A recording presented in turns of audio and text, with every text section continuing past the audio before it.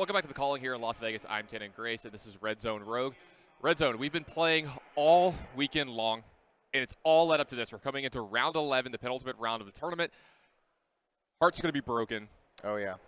People are going to be sad. People are going to be happy. We're about to find out who makes the top 8 of this tournament, and we're going to have a win in this round. Ooh, so it's exciting. Maximum amount of pressure, maximum amount of heartbreak for the players in this. Legends are about to be forged. Have you ever been in one of these situations before in a tournament where everything's on that last round? I have, but not to this extent. Right. You know, not many people played in callings here, but yeah, exactly. You know, I've got a little experience here, and I'm going to tell you this: I don't care how hardened you are, how much experience you have, the blood pressure goes up a little bit, the heart rate goes up a little 100%. bit, maybe sweat a little bit on the palms. You know, stuff gets a little bit more serious. And you know what? Let's take a look at what's going to be playing this round for that coveted top 8 spot. Oh, me too. Looks like we're going to have Kyle Waple here with his Prism deck. You know, this has got to be, honestly, this is going to be the breakout hero of the tournament for me is Prism. I knew it was good. Like, I knew it was fine, but it has been putting up some absurd results here this weekend. Oh, yeah. We've had Control Prism doing really, really well. We've had on camera a lot this weekend. I've been really impressed with it. What do you think about this list? It looks pretty interesting. Here we see some sink below, some defense reactions. Definitely have those prismatic shields. We've seen a lot of those this weekend. Obviously, you got your Heralds, you got your Genesis. This looks like a pretty solid Prism list. I do see one sneaky Phantasmify in the yellow pitch, which is very interesting. Phantasmify is a card that pumps up your next attack.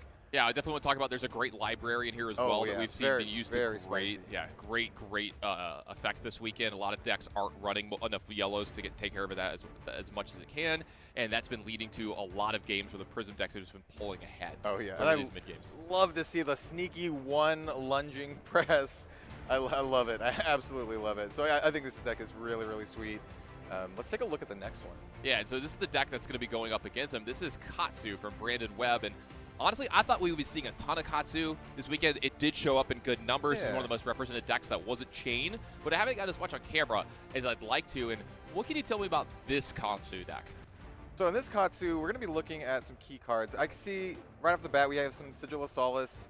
We have some Snag. I love me seeing some Snag, some Soul Bead Strikes. And obviously we got your Flick Flack. Not a ton of. Yeah, this looks like a pretty solid list as well. Fluster Fist, Leg Tap, Nourishing Emptiness. Yeah, I think we're just gonna see a lot of Kodachis being thrown around today. Yeah, we even see some plunder runs in here to kind of refill the hand, and some of these hits that were going to be happening. And like you said, these Kodachis are going to be coming in quite a lot. Now, when we look at this matchup overall, we're seeing Prism versus Katsu. Who's going to be assuming the more control role here? Or they're going to both try to do that?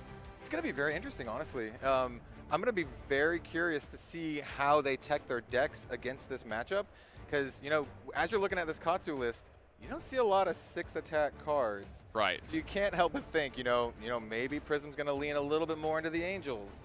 Yeah, it's like we keep talking about this. You know, we see those 3 Command and Conquers. Yeah. That's going to be the big ones that you're looking for. So Brandon Webb's going to be looking to have those in his hand as we move down to this match.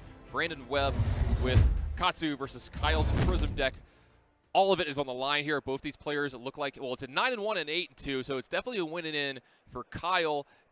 Maybe an outside chance that some crazy happens where a 9-2 makes it in, but definitely for Brandon, and this is everything on the line here. A loss definitely knocks him out of the top. Oh yeah, this is one of the pivotal game of the tournament for him, and we're just starting off with some Kodachis. Like I said, we're gonna see a lot of Kodachis here. And what I like to see here is that we're starting out with the Kodachis, right? But you see it a Lightning Strike, getting pitched for some points here, and like.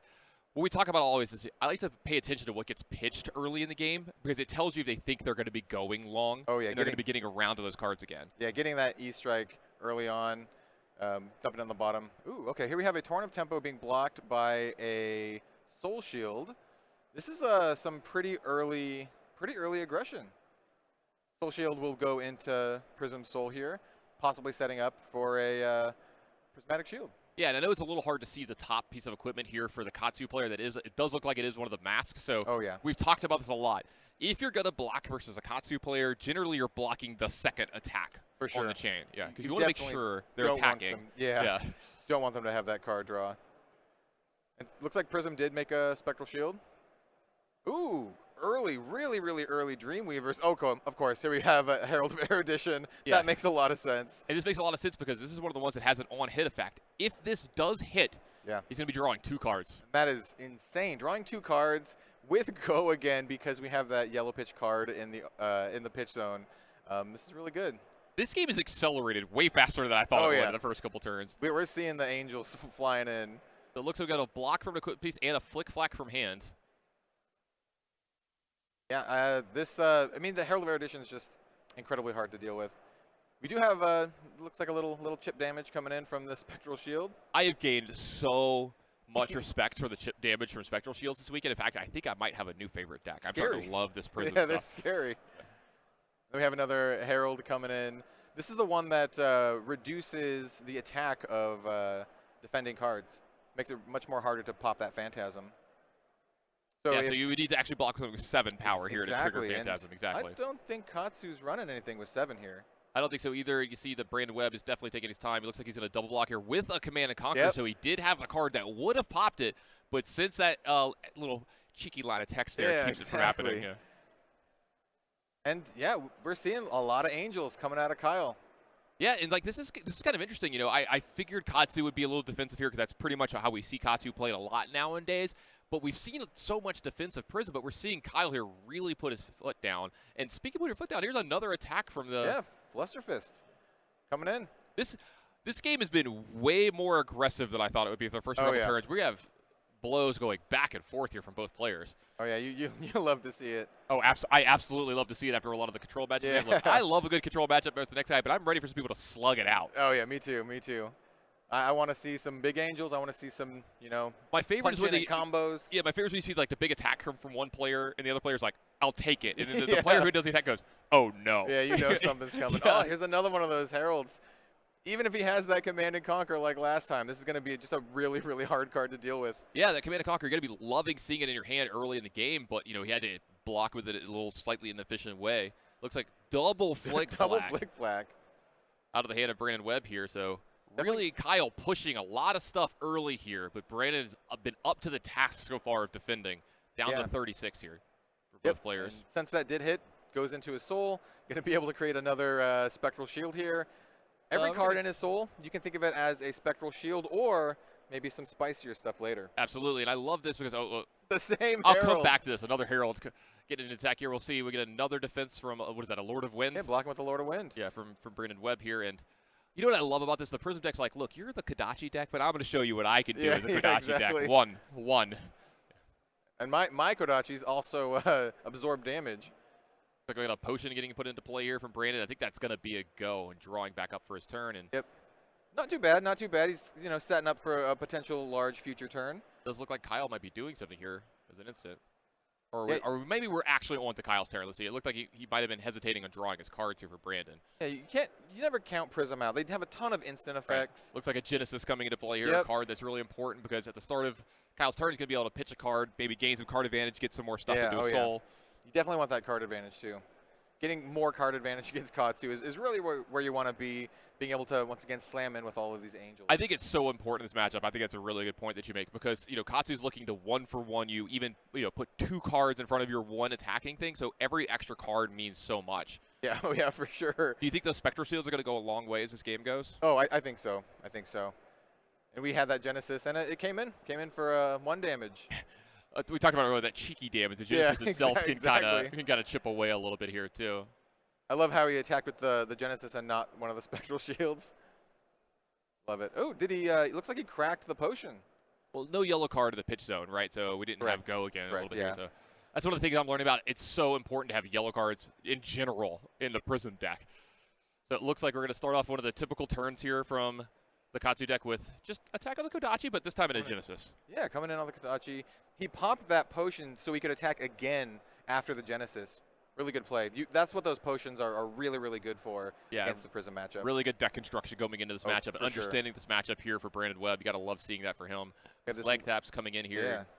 Yeah. Kyle's looks like he's going to defend with some of the Spectral Shields here, prevent some of this damage. Yeah, maybe Kyle's not too concerned about the Spectral Shields. Looks like we're getting the Katsu ability getting triggered here. Looks like a leg tap. Yeah. Getting put into the discard. We're going to go find Got a card out of the deck. Katsu combo going here. And I've been waiting to see this all weekend long. I don't know about you, but we've been seeing the slower 1-for-1, 2-for-2 Katsu game, and I want to see there's 16 different attacks here, and I did the full combo thing. Rising knee thrust, man. I want to see the full combo. Let's see the combo. So if this one hits, what's going to happen next? You know what? Maybe we can give them a little tease at home. There's a couple options he can go for here, depending on what he chose as what he basically sided in. Oh, so he's going to go with a different card. This is a Punishing Strike. In any case, this is a very good wide turn. Really, really trying to deal as much pressure onto Kyle here. Kyle's at 29 already, and it's going to force a defense reaction from his hand. Also getting the extra cards is well a big thing here, and this is going to be a defense reaction from Kyle here. He just can't let himself keep taking this much damage. He's already down to 29. The card in the soul. Oh, this is going to be an instant speed tome from the arsenal here. Yeah, draw some cards. You love to see it. It's going to be the full draw 3, so what it looked like it wasn't going to be a turn from Kyle, out of nowhere he's actually going to have a turn. This is a big turnaround for Kyle here. Here we have Retribution coming in. Absolutely fantastic aura card. Absolutely. I've seen these auras do so much work this weekend along with the spectral shields. Not only do they do something, but they can keep attacking in for those little chip damage. So the Prism deck, Kyle, he's got 29 here. Looks like he's going to be lining up an attack this turn. Spectral shield's coming in. Yep. So is the aura. Pretty sweet. Got a yellow card in the pitch zone, so he's got go again. He's going to put Brandon Webb down to 32. Yeah, I love it, man. This is just like back and forth. This is what I like. This is what I like to see. Arsenal's a card. He's going to draw up to 4. So we're back to Brandon Webb. Let's see if he's going to continue the aggressiveness that he's been showing. And yep, here we go. Kadachi you. Like, you know what? I'm content just coming in with some Kadachis here. I got a lot of resources. Prevent the 1 on the first Kadachi. That's pretty good here. It's going to help break up the chain of combo going on. Yeah. You don't really have to worry as much about that second attack coming in now. Exactly. Basically resets it. Especially with the way the second attacks have been happening from Brandon, it shows he's been showing a tendency to play cards from his hand as his second attack. Yeah, and that's exactly what he's doing here, following up with a leg tap. A decently strong card with go again. We'll see if we can combo off here again. This is the game that I wanted to make top 8. Let's go back and forth. Let's hit each other in the face. Let's go. Let's play some real aggressive flesh and blood. Knockdown, drag out, brawl. Yeah, here. This is what I've been wanting all day. Let's go. Kyle's still considering what he wants to do here. Maybe block. Maybe he's got some spice to keep in his hand. Does have a card in Arsenal still too. Right, and like you said, not only does he have blocks, he's got a lot of that instant speed stuff. It's I didn't realize Prism had this many options that it could do during other players' turns. So I've been kind of surprised about how good it's been this weekend. Look, activating Katsu yet again. Got light strikes going in. Yeah. I'm going to guess probably another rising knee thrust to play off the combo from leg tap. But leg tap does have go again, so whatever's coming out is going to be probably attacking this turn. It does have 1 resource floating. It looks like I see a rising knee thrust. Yeah, I think that is a rising knee thrust. We can just barely see it at the bottom of the screen there. Yeah, he's just going to keep in the combo. Is this the most combos we've seen all weekend already? Absolutely. We did come in at the last, halfway through one match where I'm pretty sure there was a giant combo turn because, I think it was a Chane player was super, super low, but we missed it. And I wanted to see one of the big, 4-attack combo turns, draw extra cards, do all this stuff. It looks like after the Rising Ethos, we're also going to get another Harmonized Kadachi into the red zone here. It looks like he's going to pop that aura. And that's perfect. Absolutely perfect. Deal some damage, clean up the board. That's exactly what you want to do. Katsu's looking at his opponent at 20, sitting pretty nice at 30 here, and a card in Arsenal. I think Katsu's got a decent tempo lead here. All right, we got a Herald going to be leading off with an attack here. Yeah, Wartune Herald. That's going to be coming in for 7 with go again. Resource floating as well. These big angels are such a pain for Katsu. They're just so hard to deal with. And, he has a resource floating. He's got cards in hand. He's coming in for 7. He's got a block from hand. I feel like every attack here is it a Command and Conquer? Yeah, exactly. It's like this check. Do you have Command and Conquer? No? All right, you're probably taking some damage there. Yeah. And it's just fueling his soul. All of those cards in soul are potential auras going forward, or even spicier stuff. Yeah, big combo turns, like when you can remove 3 to make a huge attack with a Cataclysm. Yeah. Something like that. Another Herald coming in from Kyle. And this one is basically, as we know, even if he has the Command and Conquer, it's going to be coming through. I could almost see the card. He was peeling it. I could almost see the card down there. See if it was maybe a defense reaction, maybe a flick flack or something sitting around down there. But we didn't get a view. What's in Katsu? I guess we're going to find out. It looks like it's going to be a sink below. Nice. Let's see if he gets a little extra value off of this. It doesn't. See if Brandon opts to do the tuck and draw effect. Most like his hand. Doesn't look like he's going to do it. Yeah, I mean that's pretty good for Brandon here. Oh, speaking of Command and Conquer checks, here we go. Now, it's not going to get the card that was in Arsenal earlier, but still a very big attack. Yeah, this is the proper sequencing too, because you wanted to play the Angel first, just so you had that go again, and then follow it up with a Command and Conquer. So even though he gained a little bit of value being able to use that defense reaction, Command and Conquer is still going to be coming in. Double block out of hand, not too much damage more coming through on Brandon, but he's going to be down to 24 here. The Prism deck sitting at 20 itself, but he's definitely been the aggressor of the last turn or two. Sure. Even it up a little bit here. Looks like we got the another leg tap. Yeah, resource from the Tunic here. So this is a turn that's going to be interesting because we're starting out without pitching a card. So there's still the 3 cards behind this. So the range is a lot wider here. Yeah. I think this could have the potential to have a decently strong turn.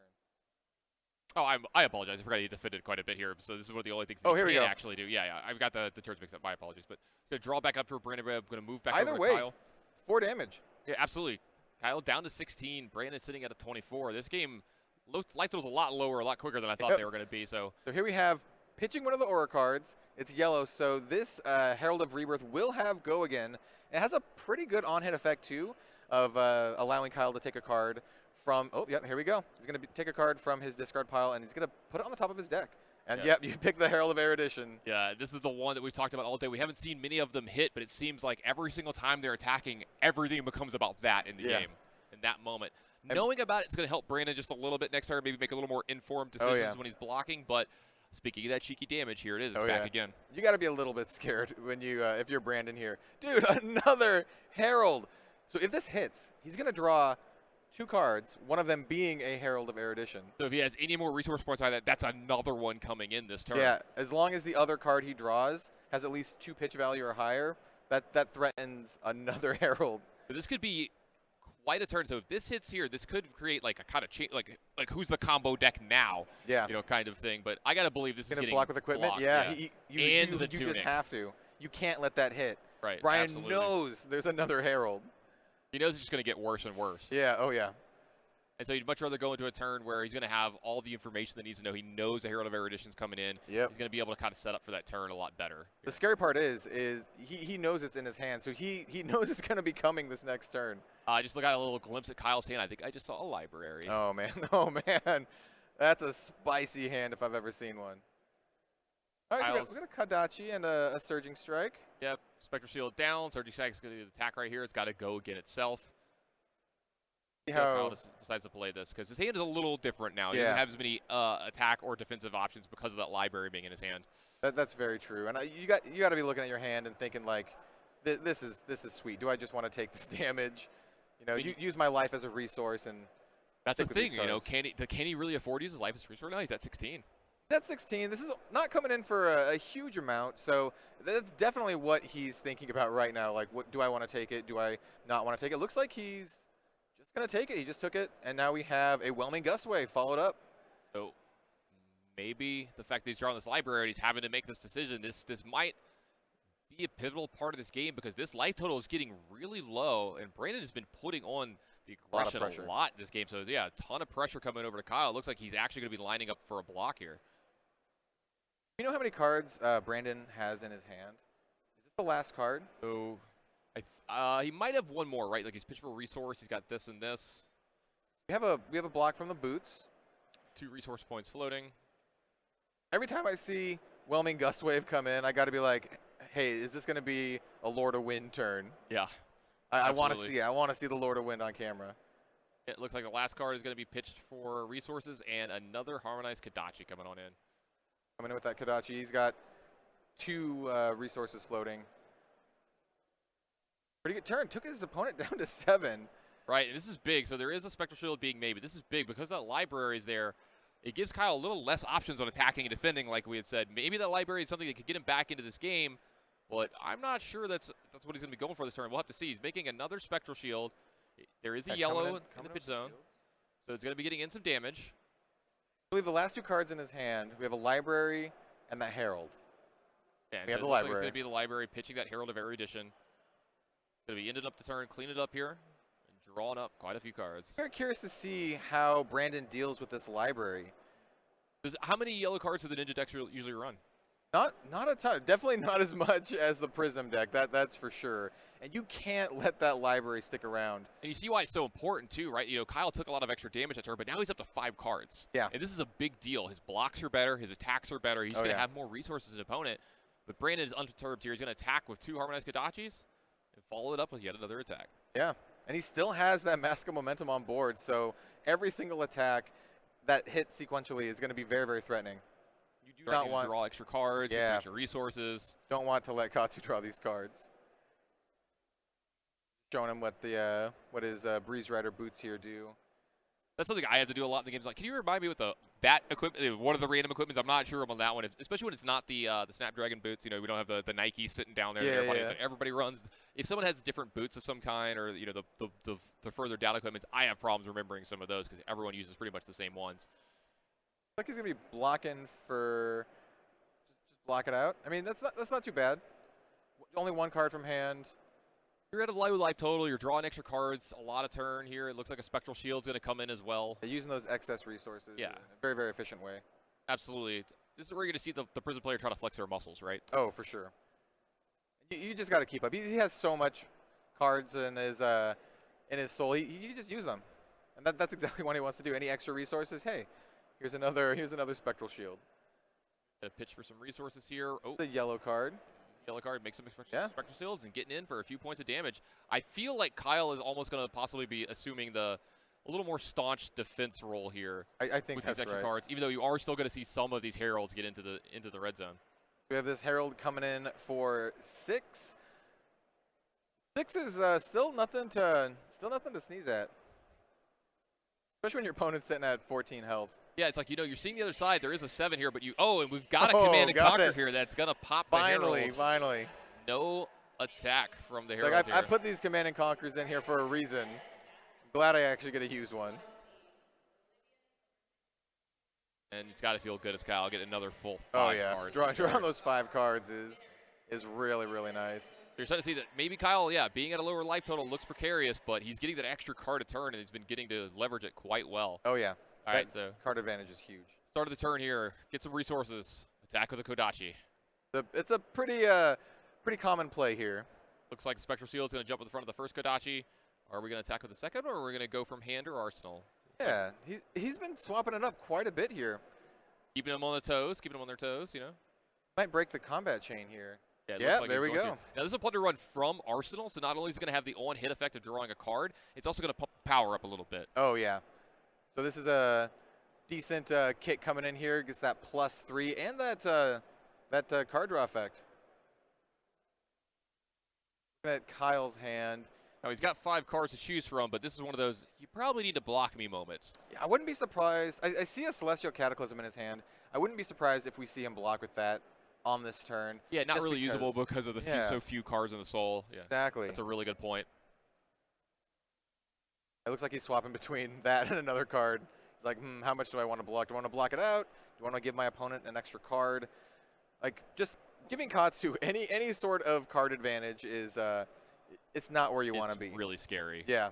Because every card that you give them extra is a card that can either activate their ability Katsu, continue the combo turns going on. You might randomly get Lord of Winded, you know, just all kinds of crazy stuff. Oh, he had 2 Celestial Cataclysms.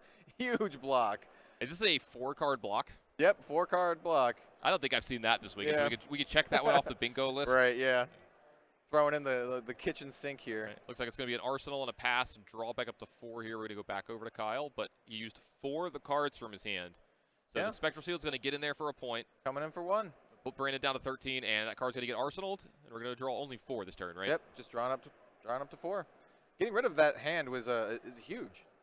And that was pretty big for Brandon. Like, maybe that attack didn't succeed in the way that some people at home, want it to. Get the extra damage in, get the extra cards, but it does keep a card out of the hand for sure. of Kyle's, which is big here. So we're going to lead off with a normal attack here. As you said, mixing it up. We don't know when we're starting out with the Kodachi, when we're starting out with an attack. We see a block with 2 cards from hand from Kyle here and another attack from Brandon. Surging Strike into Whelming Gust Wave. This is the combo you want. This is the combo you want to see. Let's see if this hits and we can get some sweet combo action. Nope, got a double block here. Ooh, Mugenshi release. Nice. Are we going to see a Lord of Wind turn? This is sweet.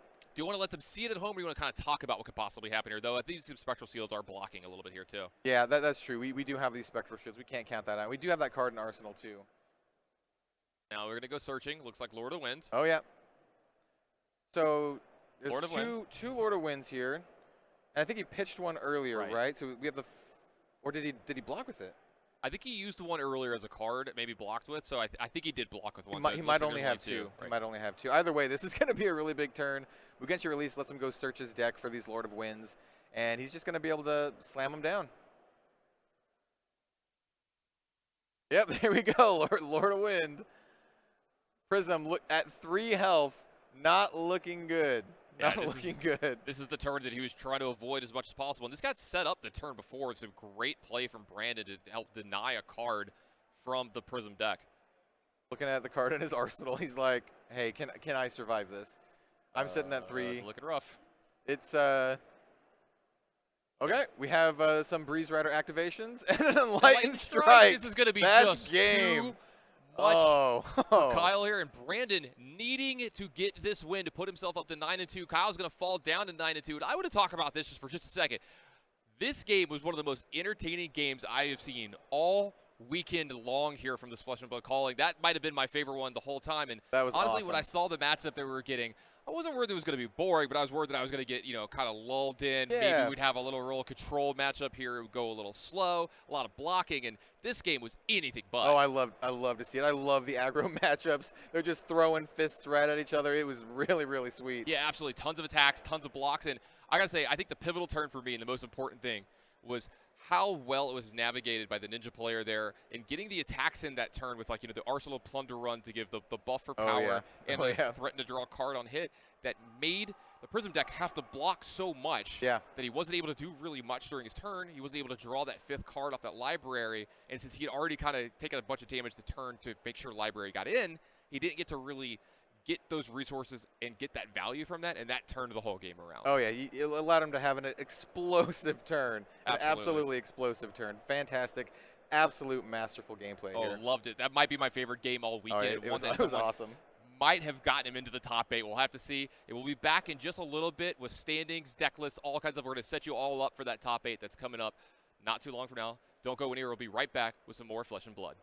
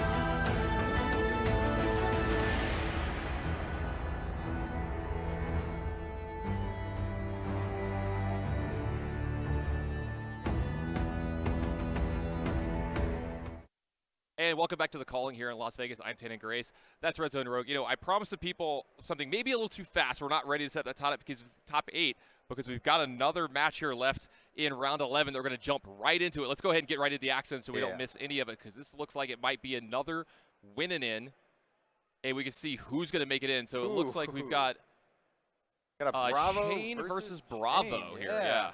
And so both players are at 8-2. These are players that are hoping to win here and maybe get in at like 8th or 7th and make it in. Oh, yeah. Absolutely. So it looks like you're into quite the complicated game. I'm going to try to piece all this together. The Chane player's at 24. Christopher Clay Jr. is at 23 of this Bravo deck.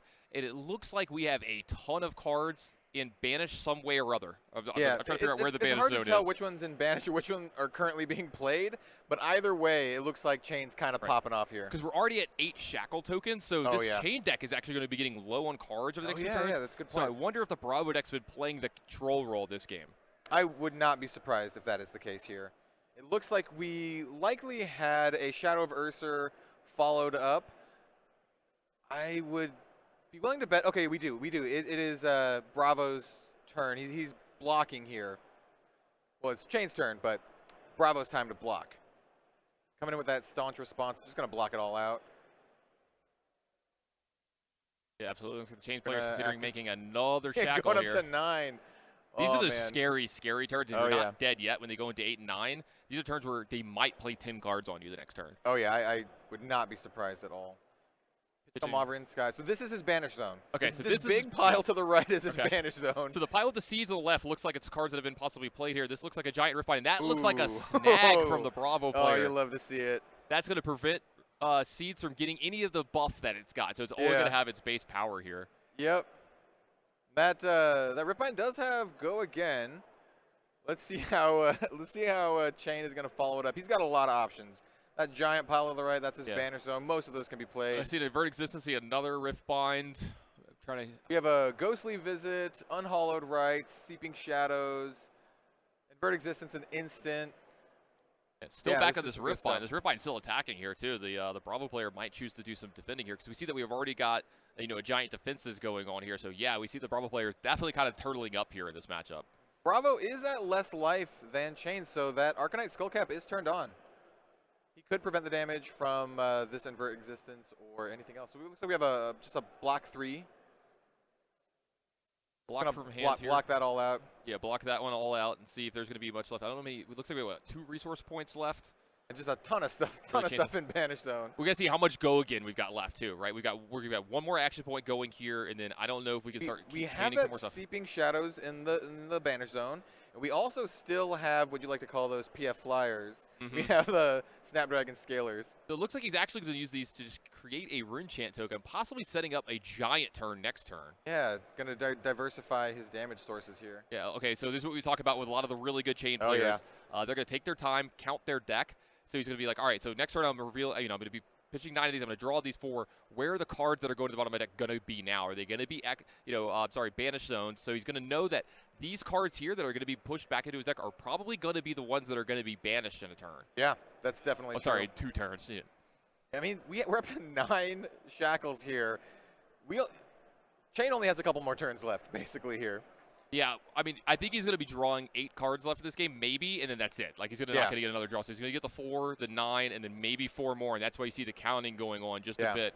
I don't have an exact count of the deck, but it did not look very big. It looked like it was under 20 to me. Yeah. This is, crucial, absolutely crucial. If you count this wrong, if you get the numbers wrong, it's gonna be a bad time. This is one of the craziest things about all the Chane matchups too. They always have the messiest boards. Even I don't mean messy's in the players messy because I think they actually represent everything really, really well. They're very cognizant of what goes where, so you know all the stuff. But there's just so many cards they go through every turn. Yep, you have your Banish zone, you have the cards that you've played. You have your pitch zone. It's the thing I hate the most about when I'm playing Chane is like, okay, so you didn't die this turn. All right, now I got to clean all this stuff up and put this on the bottom of my deck, move this over there. So I don't even like cleaning my own house. I don't want to clean up after my deck. Yeah, exactly. It's a lot of cleanup too. So Chane here is just basically thinking about what he wants to play, how he wants to follow this up. That Grasp of the Arcanite activation did have Go Again, so he does still have an action point. It is Chane's priority. Does look like he has a card in hand, too, because we see a card next to the card in Arsenal. Yeah, I think that is his card in hand. hand. It looks like there is still a card in hand, so maybe some more resource points coming, plus, you know, possible free spells as well with this deck. Checking his graveyard just to see what's been played, what's been pitched. Really taking his time, and you've got to appreciate that, right? Like, this late in a tournament, we're in the last round here before top 8.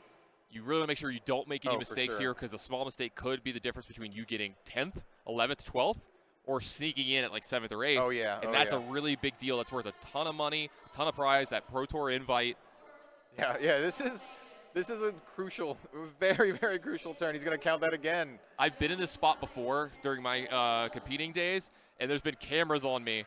And you know, you don't think about it at the time, but at the time, you can just see me. I'm hunched over the table, both my hands on my forehead, just staring down, trying to do all the math, trying to figure everything out. And there's that little extra pressure on you. Yep. Oh yeah. You're getting a little anxious. You know. Like you just can't get it wrong.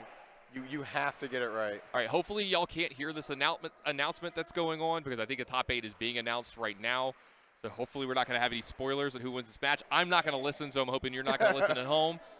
I can't hear him anyway. I can't hear him. It's all right. It's all right.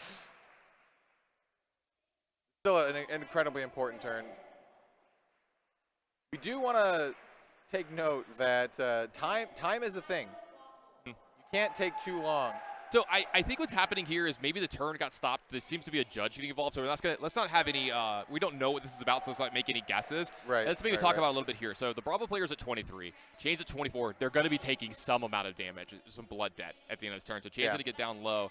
Okay, so it looks like we're cleaning everything up. Whatever it was got resolved. It's going to be a lot of blood debt. Yeah. Yeah. This looks like it's going to be, what, 5 blood debt? Okay, the turn is not over. Okay. Okay, so he's pitching 1 resource, coming in with Unhallowed Rites. That is going to be coming in. He's going to choose that Seeds of Agony, which is going to go on the bottom of his deck, which will eventually be banished. We also have Rune Chant coming in as well. Every point of damage really, really matters here. I do see some possible Arcane Barrier there at the bottom of the screen, so that's something that if there are resource points sitting around for Christopher Clay here, that he's going to be able to do. So this looks like we're going to get a block from hand. Blocking for 3. And we'll see what happens to this Arcane damage. Looks like the arcane damage is probably going to be going through, and he's also going to be taking 1. Also want to make a note with some of the cards that we've seen here that are banished here. We see like Invert Existence, that this Chane player knew going in that this was going to be a control matchup, and I've got to believe that their deck might have been more than 60 cards. Oh yeah, coming into this game. I think so. This is a very common thing from the Chane players. They'll actually board up to 64, 68 cards sometimes. Oh yeah, especially when you're going up against classes like Bravo, where you think they're just going to tank up. Right, because you have like 3 to 6 cards sometimes in your sideboard that are still not good in this matchup. You know, I'm thinking about like Nth Blade and stuff like that, maybe just for Prism. And look, there's a big card that we talked about that just got exiled. We saw an Eclipse here. That's an Eclipse, and there's a very good chance we're going to see an Ursa here in this turn. That's going to be really sweet. Look at all those cards, man. You got to do 6 cards with Blood Debt, right? 6? Yep, 6 cards with Blood Debt. We got more than 6 there, so we're going to see if there's enough resources to get it done. That is a pile, but if you look at the cards, a lot of them cost a decent amount of resources to play. Great point. I think it's really important that you pointed that out, because there's no seeds here. Yeah, right? you got like Howl from Beyond, which costs 2, and Bird Existence costs 1. This is really, really going to add up. And that's a big thing, and you'll see some of the players. This is why you always see them when they're, you know, the cards that let you return a card for your pitch zone in your bottom deck. They always go for seeds. You see people who are pitching seeds for resource points early in the game, because here's the thing: seeds is an innocuous card, right? Oh, yeah. It adds a little bit of damage to your Rift Binds. It puts an extra arcane value on some of your stuff. But in the turns like this, in the control matchups, you really, really need this Ursa to happen. Yeah, it would be huge, absolutely huge. Almost to the point where he like needs Ursa to win this. I'm going to go on a limb and say, like, I don't know if he can win without Ursa from here. It might be difficult. I mean, we don't know what's in the Bravo player's hand and how many of some of his, reactions that they've played. But I think it's going to be important, like you said. I think it's very important if he has Ursa in this game or not. I mean, Chane is quickly running out of resources. Well, there's a seeds that's left over, but this one was from hand, 4 resources. So, all right. So we've got a resource left, and you know what? I'm going to start the count. We've got 2 blood debt cards so far. 2 blood debt cards. They are going to be pumping up the next attack action here. And every card that he uses with Blood Debt here, if he doesn't get to Ursa this turn, that makes Ursa even harder to get to in future turns. Sure. So this is really, really basically important. impossible. His deck is almost gone. Yeah, up to 10 shackles here. At this point, that shackle really doesn't matter. When's the last time you saw 10 shackles and both players at 20 or higher life total? That usually doesn't happen. Think of it. I cannot think of it. All right, here we go. Looks like number 3. Oh. He's like, oh, do I want to play the Bounding Demagon? A little pump fake there, a little bit of a bonk. Yeah. I mean, there's a couple other non-attack actions in here. We do have the Seeping Shadows. Looks like he's going to come in with that Bounding Demagon. Because he needs to be careful as well. He needs as many go-agains as you can get to get through. That's another, just the resource point plus enough go-agains to be able to play enough of these Blood Deck cards to get to Ursa. I mean, like, the Seeping Shadows. He does not look happy, by the way. So I'm kind of shaking his deck here. I feel like he's, you know what? I feel like if he had like 1 Seeds this turn, he might have been able to pull it off, and he might be 1 card short. I think so too. I mean, like, Seeping Shadows can give go again, but it costs a decent amount of resources to play. That Invert Existence can be played as an instant, but it also costs resources to play. So this is a Ghostly Visit. It's a Ghostly Visit that's been pumped up by what, 6? Oh, yeah, I can't tell the color on the howls from here. Yeah, I think it's a 10 Ghostly Visit coming in. Okay, so here's the thing. We talk about this, you might have to have Ursa. This is a really, really big attack, so let's see what kind of defenses Bravo has. If Bravo doesn't have a giant defense here, I think I saw a Riftbind left over too. That's another big attack that can come in. You might be able to push enough damage that you might be able to limp your way over the finish line here. Yeah, I think a lot of it's going to come down to how many resources does Chane have in his hand. Is he sitting on 2 reds? Because that's going to be rough. That's going to be really rough. Yeah, because I don't know how many cards he has left in his deck, but it might be less than 10, so I don't even know if you're going to get access to these cards again. You might get Seeds, but like if you're not casting anything else, you needed Seeds this turn. Because he's going to drop at the end of his turn, and then you have your Shackles. I think Chane's deck is basically gone here. So the Bravo deck is definitely incentivized to do as much blocking as they can. Oh, for sure. Bravo's deck's looking very healthy. That's a really good block so far. We got a defensive reaction. This is a sink below. So if one of these cards in the hand doesn't really have block or a lot of defensive value, it's going to allow him to dig for 1. See if he's going to actually activate that. So if you're a Chane player, you kind of want him to be digging here, right? It means his hand isn't very good. Yeah, I think Chane is sweating pretty hard at this point. It's so crazy to say that, too. Look how many cards we've got in the banished zone. They've been casting 4 or 5 things a turn, doing all this stuff, doing all this damage. But like Bravo's just comfortable, just sitting back, hey, I'm going to block it up. You can just kind of kill yourself. Yep. I think that's the point in this game. I think if you ever see an attack, it's going to be with the weapon from the Bravo player. I almost never see them really commit a card unless it's a very, very, very specific attack. Yeah, and Chane at Fatigue coming in with that Nebula Blade, it's going to be only coming in for 1, so that's not going to get it done. Yeah, oh no. Even with the equipment that he has here to block with, it's gonna be really, really rough. Basically, fatiguing Chane is the end of Chane. And that's why we've seen players kind of make the decisions they've made with their deck choices and stuff recently, right? Yeah. This is, as a Chane player, I've played a decent amount of Chane myself, and staring this down, you're like, I don't know how I can come out of this. Yeah, it's definitely the deck that I have the most experience with. I'm sure people at home, if you've been listening this weekend, you can definitely tell that I'm a little more excited with Chane because I'm like, hey, this is a deck I've gotten my hands on quite a bit and played with. And I feel these are the games that really show you what kind of Chane player you are because your decisions on turns 1, 2, 3, and 4 come back to matter so much on Shackle number 10. Yeah, and he did set it up pretty well. He did have that Eclipse at the end, but just so many high-cost cards. Just the fact that these Seeds are in his hand, I think is such a big thing. Think about the variance of the Shackles this turn. Let's say those 2 Seeds get in place of some of the attacker actions this turn. I think we see an Ursa very easily. Yeah, so he's coming in with that Riftbind. We'll get a +2 because we have 2 non-attack actions that have been played. 1 resource still floating, and it looks like he still has 1 more card in his hand. Yep, and we're at 4 Blood Debt cards right now, so if somehow 2 more happen. He can still give this go again with those Snapdragon Scalers, and I bet that's his plan. Got to turn on those Nikes sometimes. Yeah, exactly. Just gotta pump it up. Here we go, defense reaction. Yep, little sink below. He's like, hey, I'm gonna match your reaction with my reaction. All right, so another action point here for the Chane player. Bravo's hand was looking pretty nice for this kind of turn. 2 sink belows. Hey, wait, is this still do? We can still do invert. So he's got 3, 4 plus invert 5. So I think you were going to see an Ursa, right? Did he find the line? I think he might have. Did he get there? And this would be huge too, because we've already seen 2 defense reactions come out of the hand of the Bravo player. The Ursa might also get through for that full 6. Yeah. So we have go again on here, 1 resource floating. We still have another invert existence in the banner zone. Yeah, I was going to say, I think it's the one right below the Riftbind, which is below the Eclipse. And there's something above the Eclipse that looks like another Shadows. I think that's the Seeping Shadows, yeah. So we got 2 Shadows, invert, Riftbind, Eclipse in the banished pile here. And I don't blame Mr. Feng for taking his time here. Oh, yeah. I think I'd have messed this turn up multiple times already. He found the line. He found the line that is going to summon Ursa, yeah. And you love to see it. Honestly, I really wanted to see it because we got it in round 1, and getting it in the last round of Swiss would be a great way to bookend this weekend and bookend this tournament so far, and to see another Chane player possibly lock up a top 8. I love Ursa, too. He's just so cool. It's definitely one of the cooler parts of the game. Eclipse is a great-looking card. It's one of my favorite artworks. Like, the cold foil looks unbelievable. Absolutely phenomenal. I think if I could own one card, you know, all things aside, just for the looks of it, that might be the one. I agree. And this is coming from someone who owns a canvas print of it in his studio. I definitely need to come check that out. It's fantastic. I'm a big fan of that and Kodachis. I like the Kodachis. Kodachis are very, like, sleek, stylish. Oh, here we go. And number 6. Yep. Ursa's on deck. Yep. All right, looks like that's another block. Wait a minute.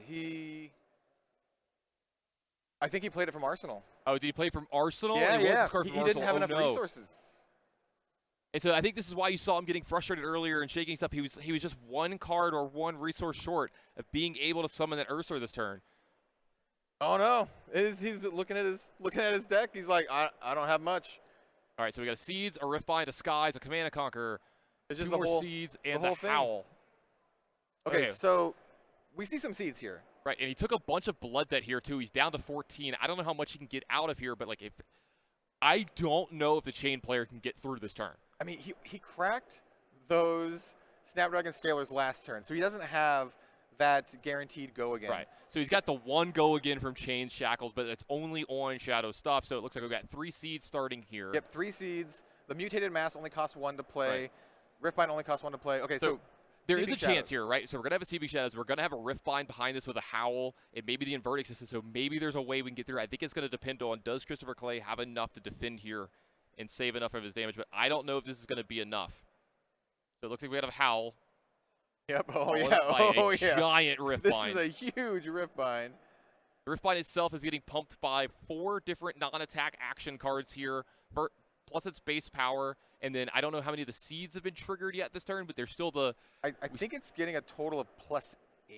Yeah, we still got the Arcane Barrier stuff down here, too. Because here's the thing. The Arcane Barrier is going to trigger each time. So when all of these, they all trigger together, you can pitch 1 card for 3 resources here and save 3 life. Exactly. And Chane, Bravo's got to be thinking, hey, do I want to do that? Or am I just going to block it out here? So it looks like we got a double block from hand on the Riftbind. Yeah, the Riftbind's coming in for quite a hefty number. Yeah, so it looks like we're going to have a full block on the Riftbind. Here's the Bravo player just committing to this is what I'm doing. Yep. This is going to be down to it. You really can't count Chane out. Even though he has no deck, you can't count it out. Chane's sitting here, another Seed. So this is a Seeds from hand. Okay. Now we have a Shackle. Possibly get some go again. Looks like we're going to make some more resources. Pitching for, is that blue? Yeah, coming in with another Riftbind. All right, so this is going to get 1, 2, 3, 4, 5, 6. 6, yeah. Plus 6. I don't know how many more of the Seeds need to be triggered here as well. So this is +6. You're going to leave them on the board so we can, keep track of this kind of stuff. Yeah, this is the time when the board's going to get caught up, but all right, so there we go. Okay, so this is how he did it. This is what he's doing earlier. These are the non-attack actions that he's played. That last turn makes more sense now when we know this is where he's putting his cards. This is like a kill turn for Chane. Like, the damage is absurd, and I think we're really going to see an Ursa just to finish it on off. I don't know if Bravo has enough block. All right, well, there we go. We're going to get a block or Fate Foretold. I think this is it for his hand, right? Those were the 4 cards. Yeah, and here we have Chane. Yeah, this has a go again. It's down to 3. Yep. Going to take his time. I was going to say, take your time. Yep, he's going to count the cards. What you got? I mean, there is a card in Arsenal, but I don't know if it's a card that's going to get him out of it. No. Oh, no. He's like, okay, what? Yep, here's the Invert Existence. Yep. So take some arcane damage. No resource points, right? So you can't stop this arcane damage. Yep.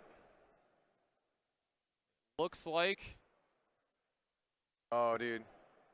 Down to 3. Bravo's down to 3.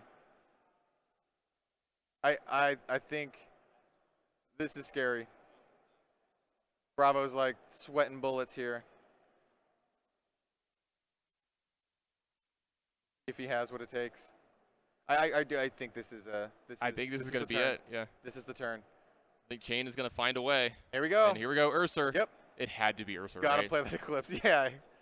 It had to be Ursa to finish all this Ooh, off. spicy looking Ursa. And too. there it is. There's the game. Finishing it off with a spicy looking Ursa.